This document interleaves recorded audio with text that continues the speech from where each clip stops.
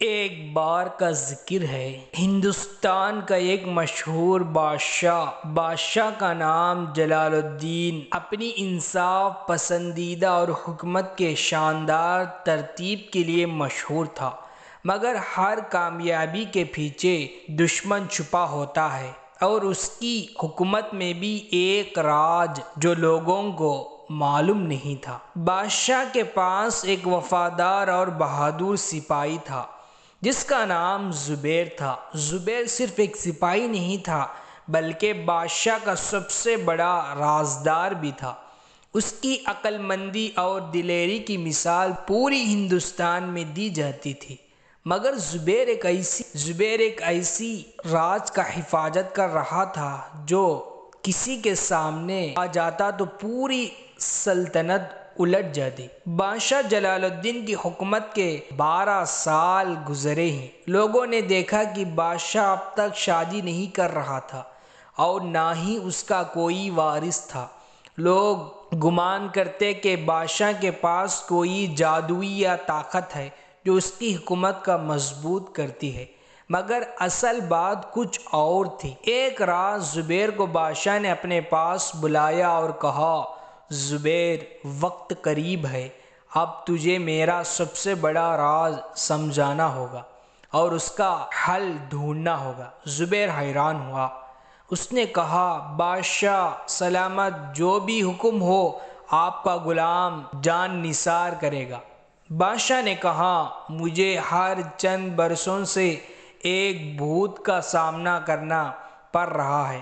وہ بھوت ہر چاند رات کو آتی ہے اور مجھے دھمکی دیتی ہے، اگر میں اپنے وارث کا انتظام نہ کیا تو وہ میری حکومت ختم کر دے گی۔ زبیر کو سمجھ نہیں آ رہی تھی کہ یہ بھوت کیسا بادشاہ کی زندگی اور حکومت کا حصہ بن گئی۔ بادشاہ نے بتایا کہ اس بھوت کی کہانی اس کے دادا کے زمانے سے شروع ہوتی ہے، جب اس کی دادا نے ایک معصوم فقیر کی دعا لینے کے بجائے اس کا حق چھین لیا تھا۔ وہ فقیر اللہ کا بندہ تھا اور اس نے بادشاہ کی خاندان پر بد دعا کی تھی۔ زبیر نے فیصلہ کیا کہ وہ بھوت کا سامنا کرے گا اور اس مصیبت کو ہمیشہ کے لیے ختم کرے گا۔ چاند رات کو زبیر نے ایک تلوار اور دعاؤں کے ساتھ محل کے باغ میں اپنی جگہ لے لی۔ جیسا ہی رات کے 12 بجے ایک تیز ہوا چلنے لگی اور بھوت سامنے آ گئی۔ بھوت نے کہا، زبیر، تم کیوں اس فیصلے میں دخل دے رہے ہو؟ تم نہیں جانتے کہ تمہاری جان بھی جا سکتی ہے۔ زبیر نے جواب دیا، اگر میری جان جانے سے انصاف ہو تو یہ قربانی میں دینے کو تیار ہوں۔ زبیر نے بھوت سے کہا، تجھے انصاف چاہیے اور میں اس کا انتظام کروں گا، لیکن بادشاہ کی حکومت کا انصاف کے ساتھ ہی خاتمہ ہو سکتا ہے۔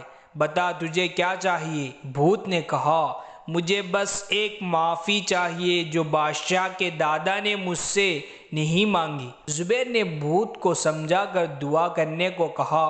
بادشاہ نے فقیر کی روح سے معافی مانگی اور بھوت خوشی روح کی دنیا میں چل گئی۔ راز ختم ہونے کے بعد بادشاہ نے اپنے وارث کا انتظام کیا اور اپنے سپاہی زبیر کو وزیر کا درجہ دیا، مگر کسی کو پتہ نہیں تھا کہ یہ بات صرف زبیر اور بادشاہ کے دل میں ہی رہے گی۔ اس کہانی کا سبق یہ ہے کہ زندگی میں اگر انصاف نہ ہو تو چھوٹی سی غلطی بھی بڑی مصیبت کا سبب بن سکتی ہے، لیکن اگر ہمت اور عقل مندی سے کام لیا جائے تو ہر مصیبت کا حل ممکن ہے۔ دوستو، اگر اس ویڈیو آپ کو پسند آیا ہو تو لائک کریں، شیئر کریں اور ہمارے اس چینل کو سبسکرائب کرو۔ خدا حافظ۔